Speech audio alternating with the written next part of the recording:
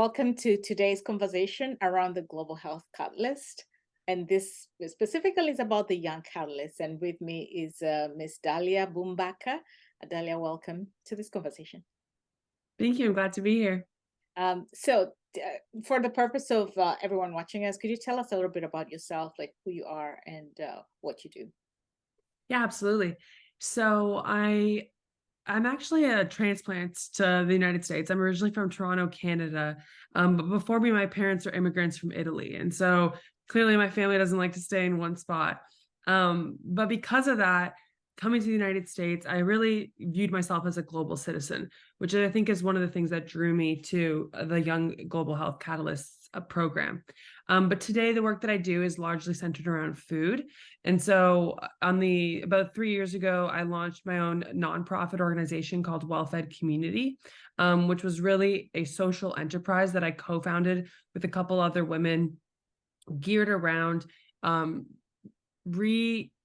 looking at how we do food insecurity work from a new perspective, which we call food sovereignty, which is kind of an emerging school of thought in the food security space. And so today, a lot of my work centers around food education, sustainable practices. We do a lot of food banking and ways that we can kind of build community and active citizenship around food and our access to food. So that's the work that I do today. Well, thank you for that background and introduction to what you're doing. But let's first backtrack a little bit to the GHC, to the Global Health Catalyst. Like, how exactly did you get involved, and why did you feel the need to be involved? Yeah, that's actually a really great question because it is actually my origin story of the work that I do today. I was at the University of South Florida's Honors College and got engaged with the GHC program through an honors class that I was taking. And when I was taking the course, it was, to be honest, I registered late, didn't have, like, it was the only one available, and that's why I was in that course. But through that course, we began working on a project on epilepsy in Cameroon. And we wrote this wonderful storybook geared towards kids to kind of demystify some of the preconceived notions of epilepsy. Completing that project, I had thought I'd gotten my taste for what it meant to be in the kind of public health space. But that, I was on a business route, and that was the route that I was going to stay on.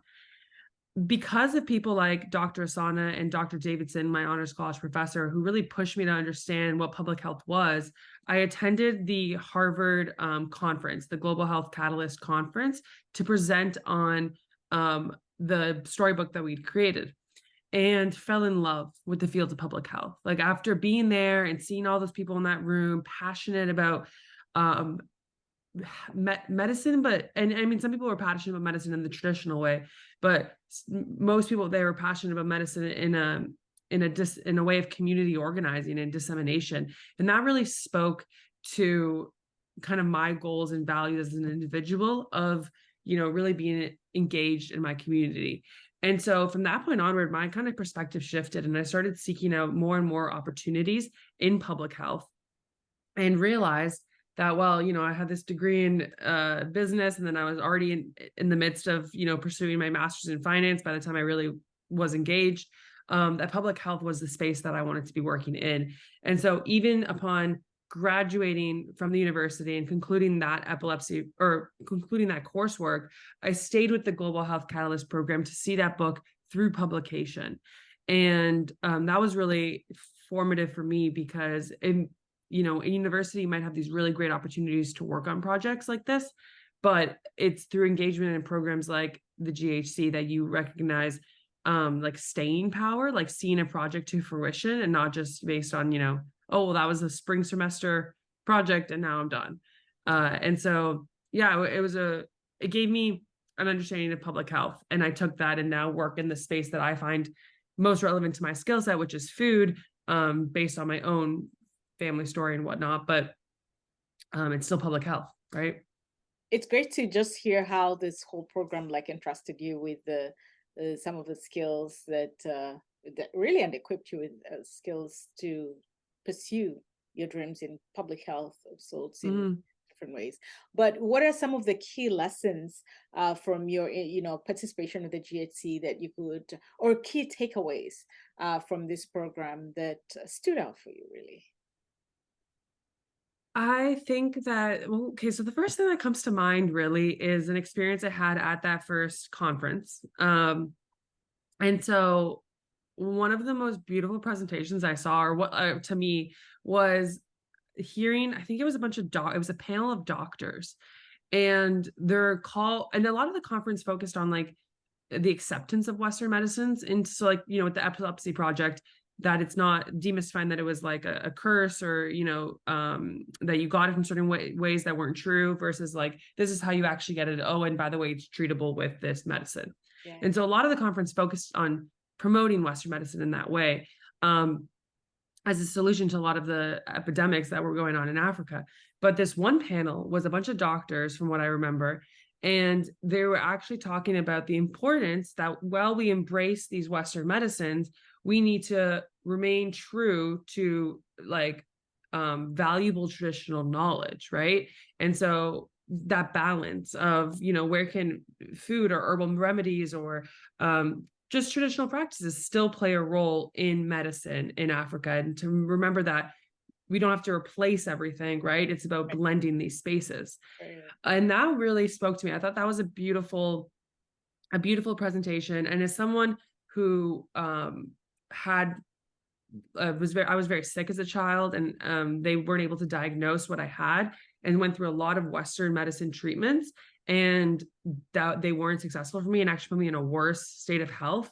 And then had traditional natural remedies, went to a naturopath, got those traditional natural remedies, immediately identified my condition, not then immediately started rebuilding my health, confirmed it with more like traditional or I guess Western, I don't know the right terms for these, but Western medicine diagnosis, and was able to move forward and find like health and in my life, because of the blend of those two spaces. It really spoke to me. And so it made me realize that I had my own story in this space as well. And so that, I think, was one of the biggest lessons I learned, was that public health meant the bridging of these two spaces. And that was something I related to. And then the second thing was that nonprofit spaces can be slower than you hope for sometimes. Again, I came from business, right? I grew up in Toronto, very like fast-paced city, and slowing down has always been a challenge for me. And the GHD program showed me that I needed to do that in order to get quality work, be able to collaborate with people internationally, be able to get different perspectives in on the same project. And I might be able to get it to a good product on my own fast, but I can get to a better product together and over a little bit longer period of time. Well, there are two things from at least what you've said so far that have struck out for me as your experience as a GHC Young Global Health Catalyst. One was that you participated with a different mindset, and then it changed your mindset and your perspective about health, and it actually led you into what you're doing today. The second one is that what I've heard is that during this conference, you found that your story resonated in that space because it blended different worlds that really were applicable to your real life story. So, taking those two examples, what word of advice would you have for a young person out there who is perhaps considering joining the Young Catalyst? And, what advice would you give them as they pursue this project? The biggest thing is that everything in life, this applies to the GHD program, your university degree, your professional space, it is what you make it, right? And so you can be engaged. You're only I believe that relationships really are reciprocal. And I think a lot of times when people are in the nonprofit space, they think that they're just giving, but really you're receiving too. And that's what makes a relationship strong. And so you're only going to get out of things what you put into them. And so you need to take responsibility for that engagement. Sorry. Oh.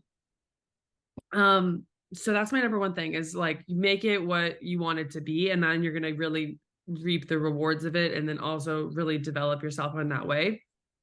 And then the second thing is the importance of those experiences is something that I don't think we can get from any other space.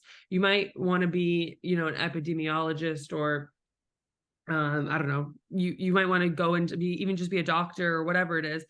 But if you don't get this real world experience first through programs like this, you're less effective in your role, right? And so I might be young for the space that I'm in right now, but I've been actively pursuing volunteer opportunities and professional development opportunities and organizations like this since, I mean, my mom made me do it when I was a kid, right? I started volunteering before I could probably walk and talk. But those experiences give you, like, people are always worried, oh, I don't have the 3 years of experience that this job requests, or, I don't have the 5 years of experience that this job requests. But maybe you do if you start with some opportunities like this earlier on. And the Young Global Catalyst program really does reach people all the way from high school through young professionals. So just get involved with them as early as you can, because there's just, you have so much time when you're young to do these things, and it gets harder and harder to be engaged in this way as you get older. Well, that's fantastic pieces of advice. Is there anything that we haven't talked about that you would like to tell our viewers about your experience and, or, how it shaped what you're doing today, or really anything about the GHC?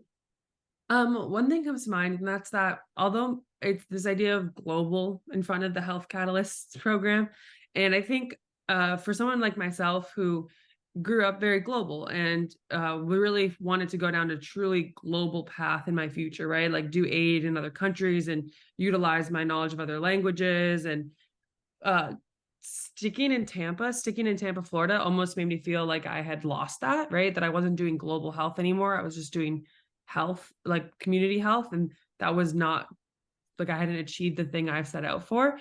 But I realized that that might not actually be true. And so sometimes working locally is the first step in a global initiative, right? Or your step in a global initiative. And so I've come to accept the fact that, I am still doing global health because I'm doing local health. I'm communicating with a national and international audience. And those best practices are something we can all apply.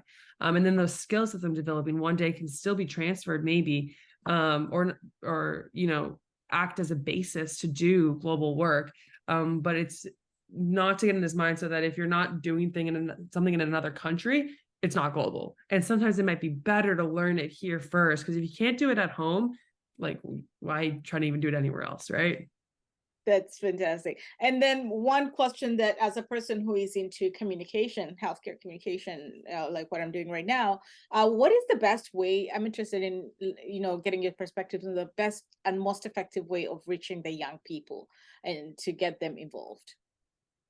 So I find that, of course, this is an obvious answer, but social media, right? They're on social media, and that's a good way to get involved. But it's also, I think, more importantly than that, is being present in the spaces that young people are present in.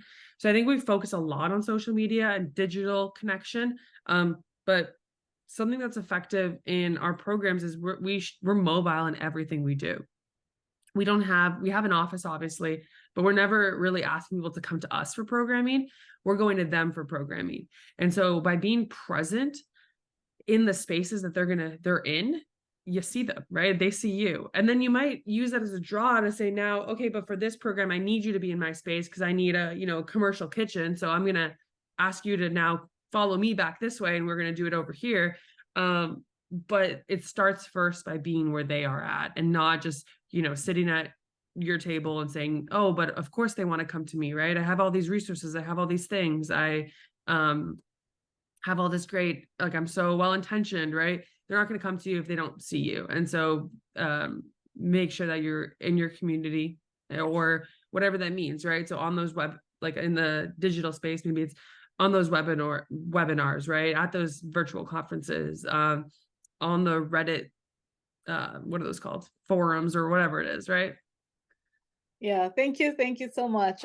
Thanks for your time and everything that you're doing for the in the healthcare spaces, and for really participating in the GHC before. All your contributions are really valued. So thank you so much. You're And very welcome. Like I said, it gave me a lot back. yeah, and to our viewers, I hope you have learned a lot about the Young Global Health Catalyst program from Ms. Dhalia. Thanks for watching for now. Till next time.